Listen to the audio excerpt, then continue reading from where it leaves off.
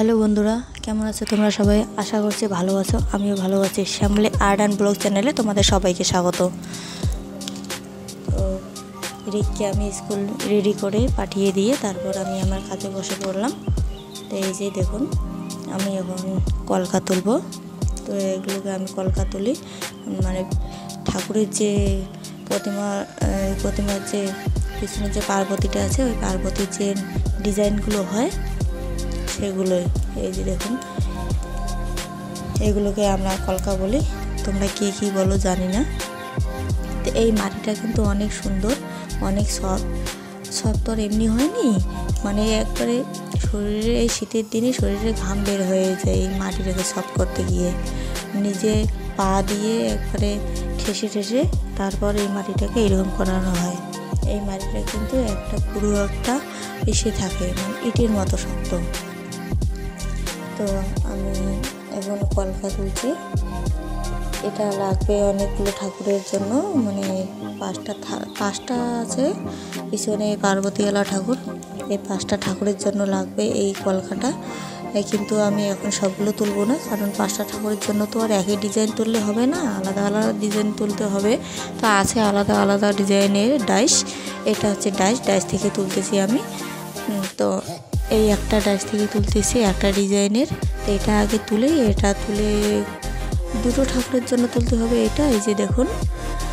তো তারপর আর বাকি ঠাকুরগুলোর জন্য ওগুলোর জন্য আলাদা ডিজাইন তুলতে হবে। তো দেখি এটা কতদূর তুলতে পারি।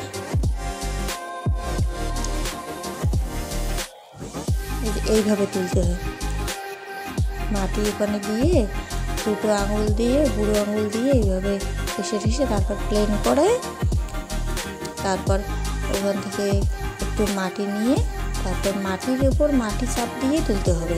এই যে দেখুন, মাটির উপর মাটি চাপ দিয়ে, কারণ হাত দিয়ে তোলা যাবে না, আর এমনি ঝাঁকে দিলেও পড়বে না। কত সুন্দর হয়েছে। এখানে এই কটা তুললাম এখন, আর এই কটা না, আরও অনেকগুলো তুলেছি। এখানে বাবা এই যে দেখেন, বাবা ঠাকুর সেটিং করছে, ভূতি সেটিং করছে। এগুলো নতুন হবে,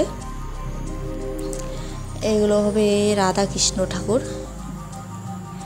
বাবার সামনে যদি ক্যামেরা অন করি, বাবা কিন্তু অনেক খুশি হয়। বাবা যদি দেখে যে আমার মুখটা ভালো করে দেখা যাচ্ছে না, বাবা আবার বলে, মুখটা ভালো করে দেখা যাচ্ছে না তো ভালো করে মুখটা দেখাও।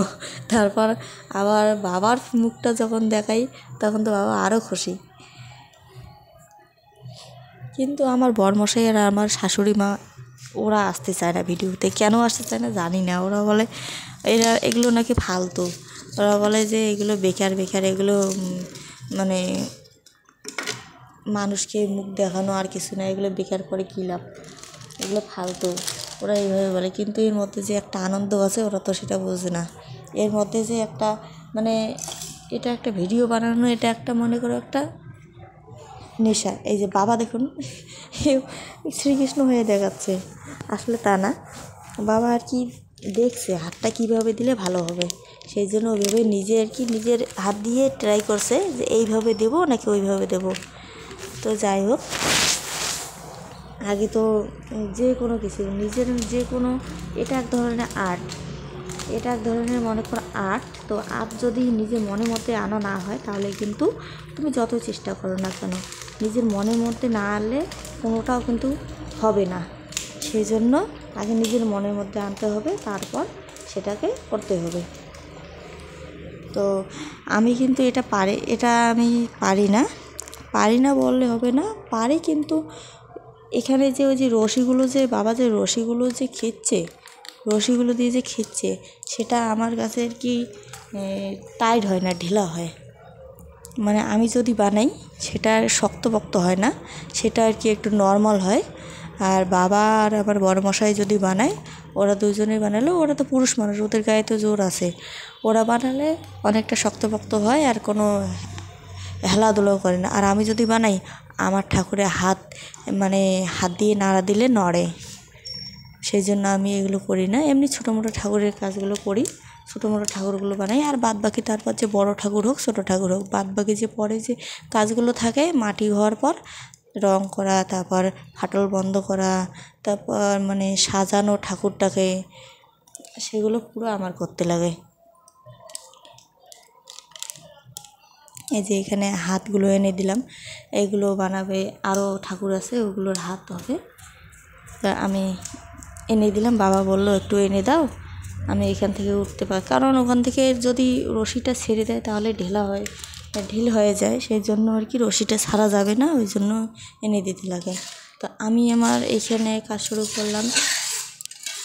এখানে দেখুন ঠাকুরের গায়ে ফাটল ধরেছে, কারণ মাটিটা শুকনোর পর অটোমেটিক ফাটল ধরে।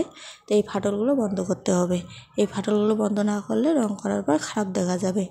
সেই জন্য আমি সুতি কাপড় ছিঁড়ে জলের মধ্যে ভিজিয়ে সেটাকে আর কি যেভাবে ঘর লেপে ওইভাবে আর কি মুছতেছি, তাহলে ফাটলটা ভালোভাবে বন্ধ হবে।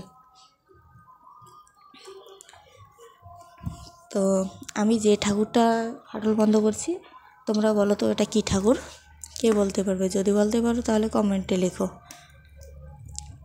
আর কমেন্টে লিখবে কি, তোমরা তো আমার ভিডিও দেখোই না কেউ। আমার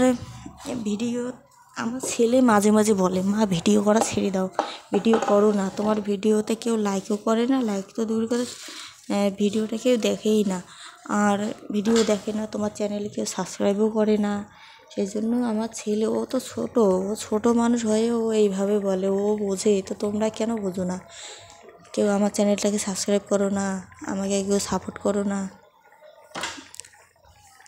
এভাবে একদিন মনে হয় আমার ভিডিও করা ছেড়েই দিতে হবে। যদি কেউ ভালো না বাসে তাহলে তো জোর করে কারো কাছে যাওয়া যায় না, না, এটাই হচ্ছে কথা। তোমরা যদি সাপোর্ট করো তাহলে আমার ভিডিও করার ইচ্ছেটা বাড়ে, কিন্তু কেউ তো আমাকে সাপোর্ট করে না। আজকে দেখো কত সুন্দর রোদ উঠছে, এই রোদের মধ্যে আমার সব ঠাকুর আজকে শুকিয়ে যাবে। এই দেখুন বাইরে যেগুলো ঠাকুর আছে সব শুকিয়ে যাবে। চটকুটে করানো ঠাকুরগুলো তো একবার শুকিয়ে গেছে। এখানে যে কলকাগুলো শুকোতে দিয়েছি, এই কটা কলকা আজকে তুলেছি, আর তোলা হয়নি। এই যে দেখুন শুকিয়ে গেছে, প্রায় শুকিয়ে গেছে, শক্ত হয়ে গেছে। এটা এখন কাজ করা যায়, এটা এখন ঠাকুর চালিতে লাগানো যায়। তো আমি এগুলোকে এখন ঘরে তুলে রাখবো,